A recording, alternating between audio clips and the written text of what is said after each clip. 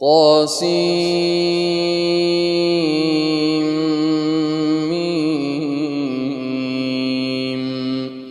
تلك آيات الكتاب المبين. نتلو عليك من نبأ موسى وفرعون بالحق لقوم يؤمنون. إن فرعون علا في الأرض وجعل أهلها شيعا يستضعف طائفة منهم يذبح أبناءهم ويستحيي نساءهم إنه كان من المفسدين. ونريد أن نمن على الذين استضعفوا في الأرض ونجعلهم أئمة ونجعلهم الوارثين. ونمكن لهم في الأرض ونري فرعون وهامان وجنودهما منهم ما كانوا يحذرون. وأوحينا إلى أم موسى أن أرضعيه، فإذا خفت عليه فألقيه في اليم ولا تخافي ولا تحزني إنا رادوه إليك وجاعلوه من المرسلين. فالتقطه آل فرعون ليكون لهم عدوا وحزنا إن فرعون وهامان وجنودهما كانوا خاطئين. وقالت امرأة فرعون قرة عين لي ولك لا تقتلوه عسى أن ينفعنا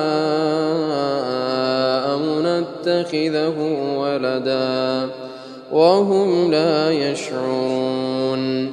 وأصبح فؤاد أم موسى فارغا إن كادت لتبدي به لولا أن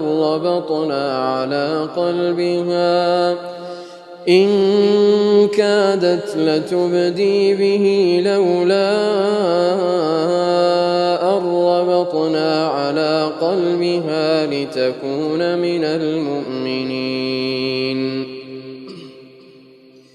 وقالت لأخته قصيه فبصرت به عن جنب وهم لا يشعرون. وحرمنا عليه المراضع من قبل فقالت هل أدلكم على أهل بيت يكفلونه لكم وهم له ناصحون. فرددناه إلى أمه كي تقر عينها ولا تحزن ولتعلم أن وعد الله حق ولكن أكثرهم لا يعلمون. ولما بلغ أشده واستوى آتيناه حكما وعلما وكذلك نجزي المحسنين. ودخل المدينة على حين غفلة من أهلها فوجد فيها رجلين يقتتلان هذا من شيعته وهذا من عدوه فاستغاثه الذي من شيعته على الذي من عدوه فوكزه موسى فقضى عليه قال هذا من عمل الشيطان إنه عدو مضل مبين قال رب إني ظلمت نفسي فاغفر لي فغفر له إنه هو الغفور الرحيم قال رب بما أنعمت علي فلن أكون ظهيرا للمجرمين فأصبح في المدينة خائفا يترقب فإذا الذي استنصره بالأمس يستصرخه قال له موسى إنك لغوي مبين فلما أن أراد أن يبطش بالذي هو عدو لهما قال يا موسى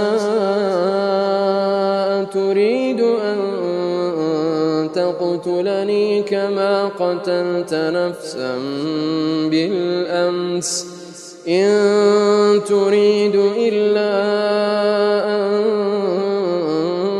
تكون جبارا في الأرض وما تريد أن تكون من المصلحين وجاء رجل من أقصى المدينة يسعى قال يا موسى إن الملأ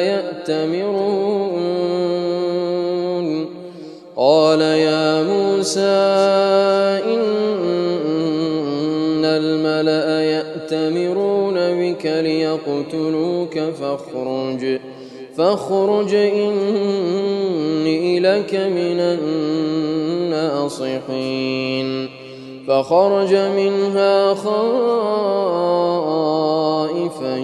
يترقب قال رب نجني من القوم الظالمين ولما توجه تلقاء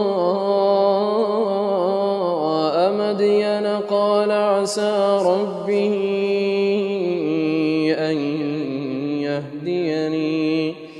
قال عسى ربي أن يهديني سواء السبيل ولما ورد ماء مدين وجد عليه أمة من الناس يسقون ووجد من دونهم امرأتين تذودان قال ما خطبكما قالتا لا نسقي حتى يصدر الرعاء وأبونا شيخ كبير فسقى لهما ثم تولى إلى الظل فقال رب إني لما أنزلت إلي من خير فقير فجاءته إحداهما تمشي على استحياء قالت إن أبي يدعوك ليجزيك أجر ما سقيت لنا فلما جاءه وقص عليه القصص قال لا تخف نجوت من القوم الظالمين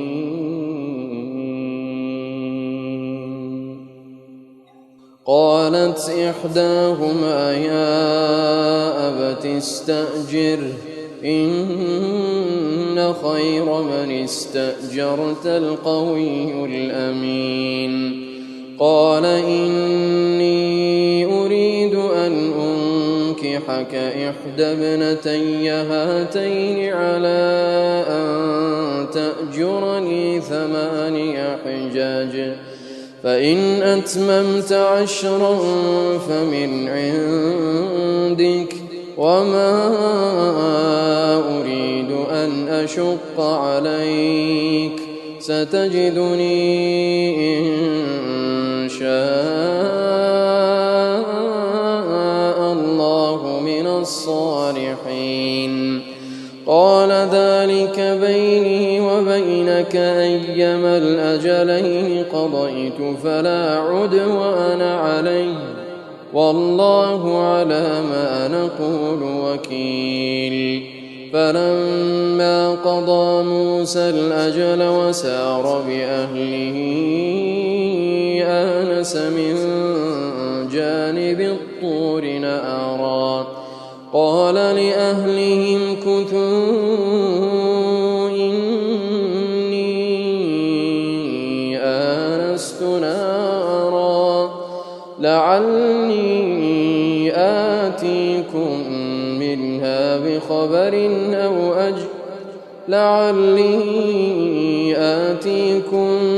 منها بخبر أو جذوة من النار لعلكم تصطلون. فلما أتاها نودي من شاطئ الوادي الأيمن في البقعة المباركة من الشجرة أن يا موسى إني أنا الله رب العالمين، وأن ألق عصاك.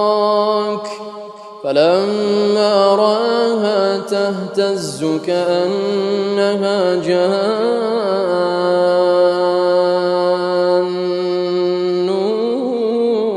ولا مدبرا ولم يعقب، يا موسى أقبل ولا تخف إنك من الآمنين. أسلك يدك في جيبك تخرج بيضاء من غير سوء، واضمم إليك جناحك من الرهب، فذلك برهانان من ربك إلى فرعون وملئه إنهم كانوا قوما فاسقين. قال رب إني قتلت منهم نفسا فأخاف أن يقتلون، وأخي هارون هو أفصح مني لسانا فأرسله معي رد أن يصدقني إني أخاف أن يكذبون. قال سنشد عضدك بأخيك ونجعل لكما سلطانا فلا يصلون إليكما بآياتنا أنتما ومن اتبعكما الغالبون. فلما جاءهم موسى بآياتنا بينات قالوا ما هذا إلا سحر مفترى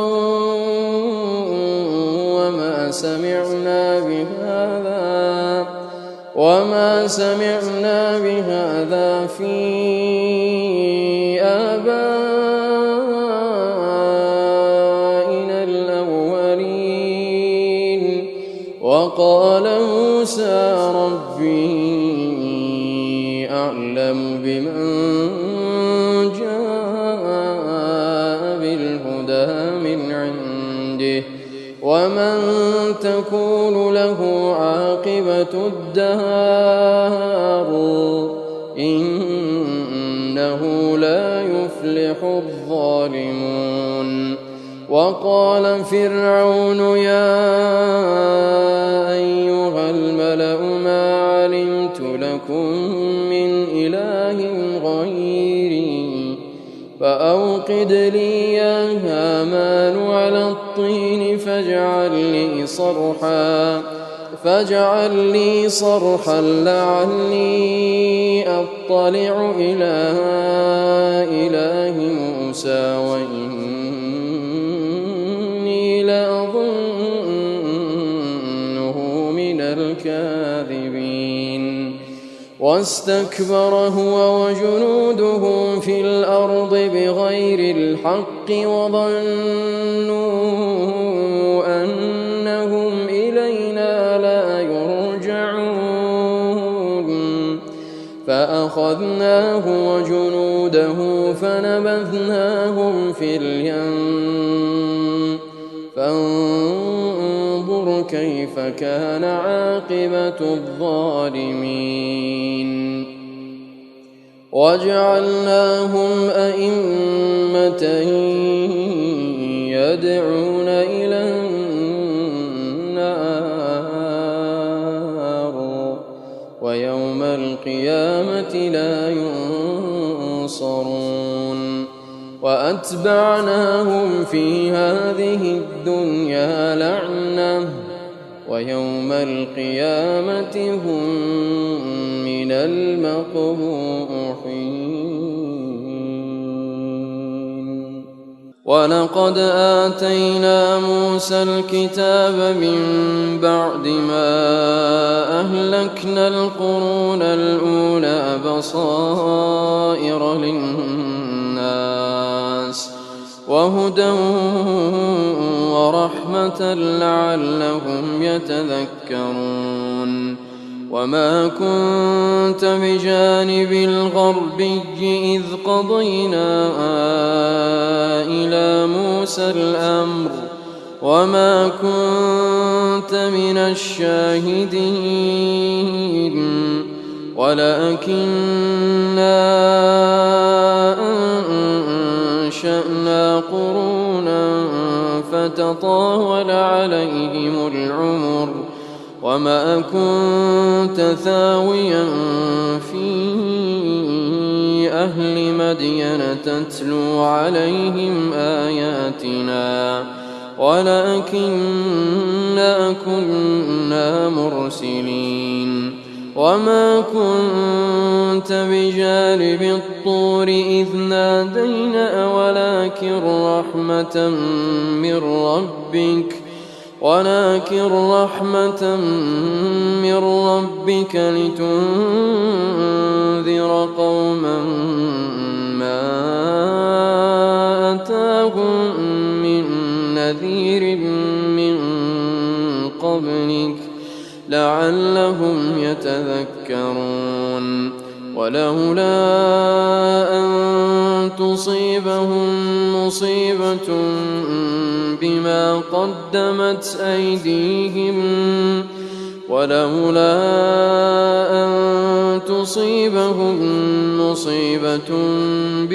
قدمت أيديهم فيقولوا ربنا لولا أرسلت إلينا رسولا فنتبع آياتك ونكون من المؤمنين. فلما جاءهم الحق من عندنا قالوا لولا أوتي مثل ما أوتي موسى أولم يكفروا بما أوتي موسى من قبل قالوا سحران تظاهرا وقالوا إنا بكل كافرون.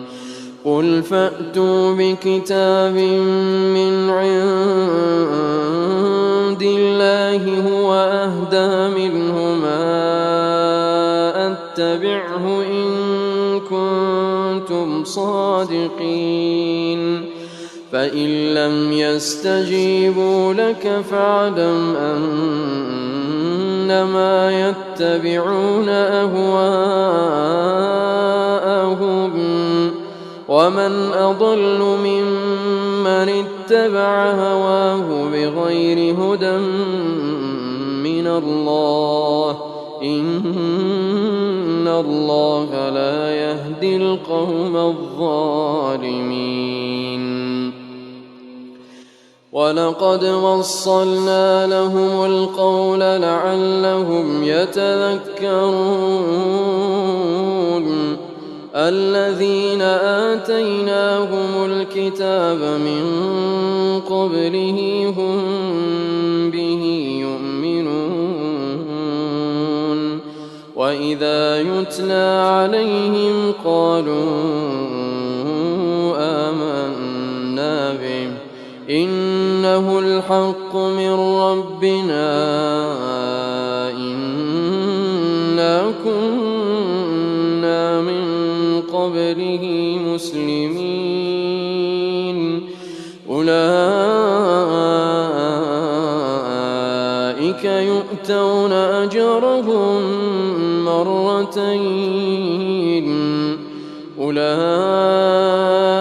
يؤتون أجرهم مرتين بما صبروا ويدرؤون بالحسنة السيئة ومما رزقناهم ينفقون وإذا سمعوا اللغو أعرضوا عنه وقالوا لنا أعمالنا ولكم أعمالكم سلام عليكم لا نبتغي الجاهلين إنك لا تهدي من أحببت ولكن الله يهدي من يشاء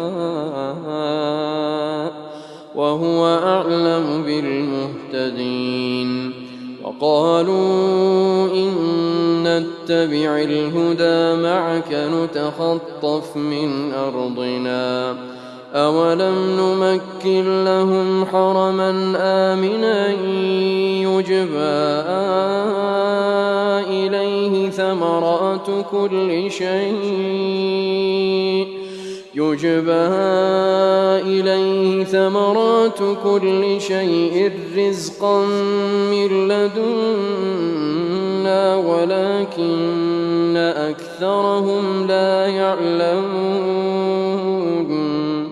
وكم أهلكنا من قرية بطرت معيشتها فتلك مساكنهم لم تسكن من بعدهم إلا قليلا وكنا نحن الوارثين وما كان ربك مهلك القرى حتى يبعث في أمها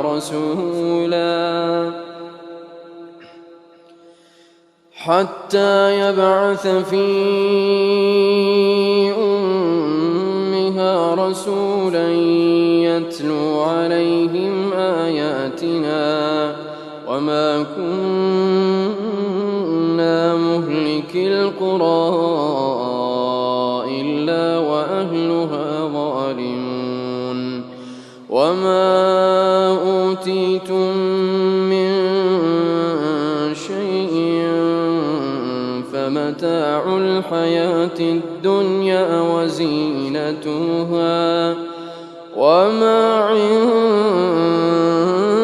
الله خير وأبقى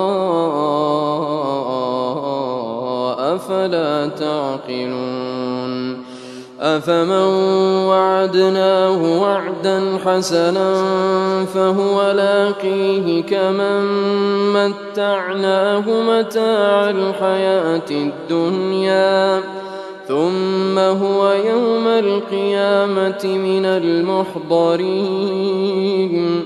ويوم يناديهم فيقول أين شركائي الذين كنتم تزعمون قال الذين حق عليهم القول ربنا هؤلاء الذين أغويناهم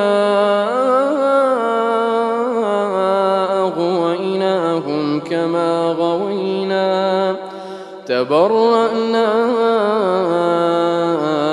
إليك ما كانوا إيانا يعبدون وقيل ادعوا شركاءكم فدعوهم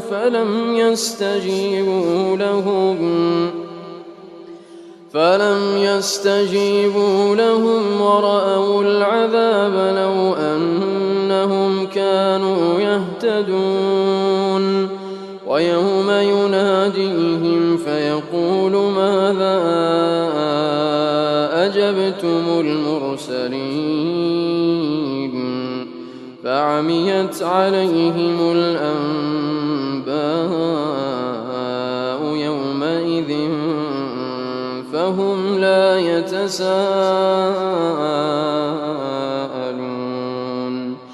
فأما من تاب وآمن وعمل صالحا فعسى أن يكون من المفلحين وربك يخلق ما يشاء ويختار ما كان لهم الخيرة سبحان الله وتعالى عما يشركون وربك يعلم ما تكن صدورهم وما يعلنون وهو الله لا إله إلا هو وهو الله لا إله إلا هو له الحمد في الأولى والآخرة وله الحكم وإليه ترجعون قل أرأيتم إن جعل الله عليكم الليل سرمدا إلى يوم القيامة من إله غير الله يأتيكم بضياء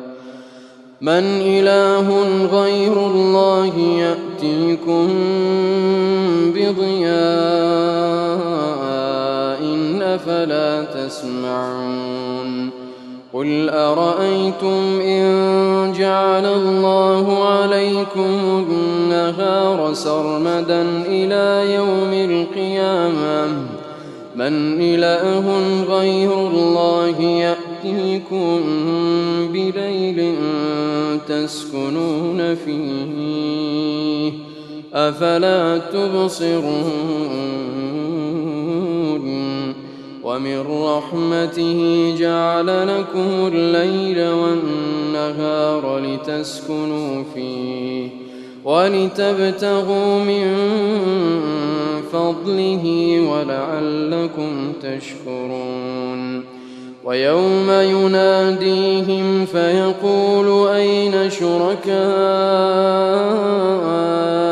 الذين كنتم تزعمون ونزعنا من كل أمة شهيدا فقلنا هاتوا برهانكم فعلموا أن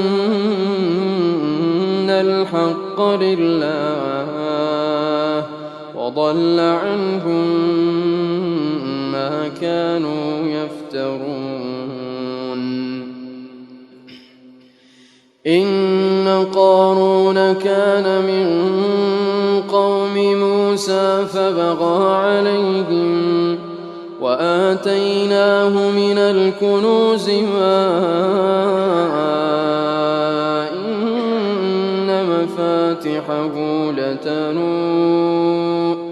إن مفاتحه لتنوء بالعصبة أولي القوة إذ قال له قومه لا تفرح إن الله لا يحب الفرحين وابتغ فيما آتاك الله الدار الآخرة ولا تنس نصيبك من الدنيا وأحسن كما أحسن الله إليك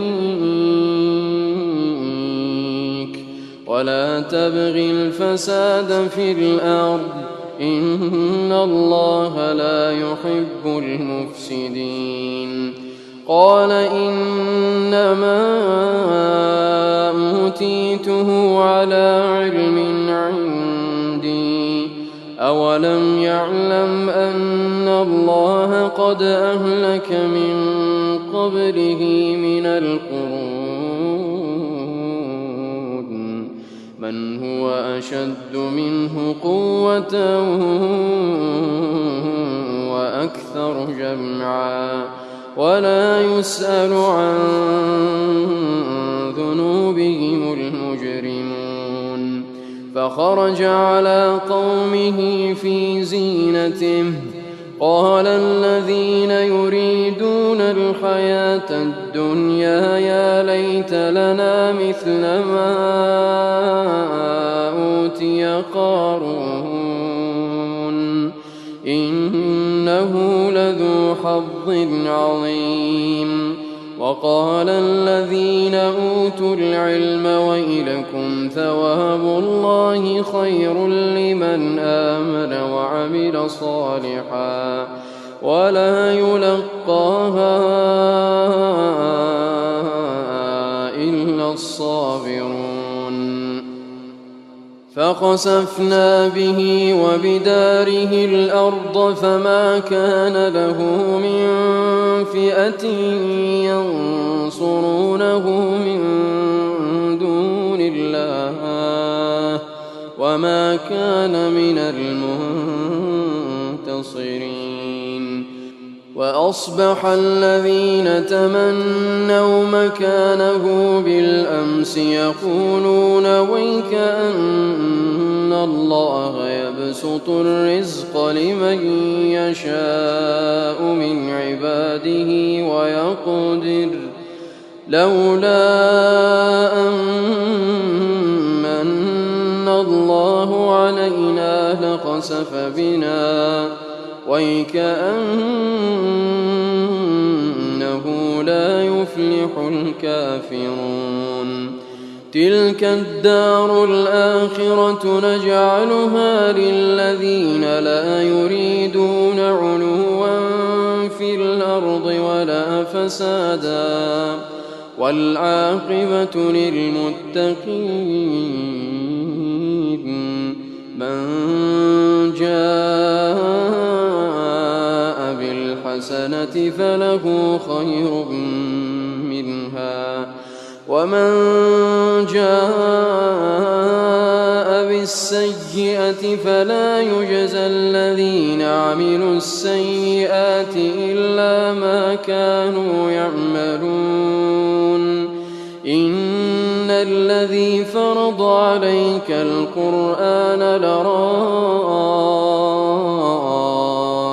إلى معاد قل ربي أعلم من جاء